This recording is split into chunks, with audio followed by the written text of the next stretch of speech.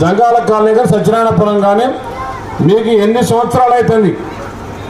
ఇప్పుడు 2.5 సంవత్సరాల్లో ఉపేంద్ర రెడ్డి గారు మీ ఊరి మీద ప్రత్యేక దృష్టి పెట్టి ఏదైతే ఇలా అడ్డాకుల శారద చదువుకున్న విద్యావంతురాలు తప్పకుండా కూడా కారు గుర్తు మీద ఓటేసే అవకాశం కల్పిస్తే ఆ ఉన్నత పదవి పోవడానికి మంచి అవకాశం కల్పించిన అని చెప్పి తెలియజేస్తూ బీఆర్ఎస్ అభ్యర్థిగా శారదా గారిని నిలబెట్టడం జరిగింది. శారదా గారి గుర్తు కారు గుర్తు.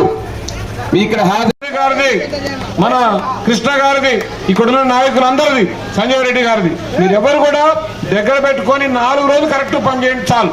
తప్పకుండా కూడా మీరు ఎవ్వరు ఊహించిన విజయం మనకు వస్తుంది. అత్యధిక మెజార్టీ ఈ వార్డులో వస్తుంది.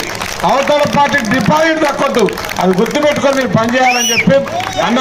11వ తారీఖున ఎలక్షన్స్ జరిగితే 13వ తారీఖున వచ్చే రిజల్ట్స్ లో 23వ వార్డు అత్యధిక మెజారిటీ తోటి శారదా గారిని గెలిపించే విధంగా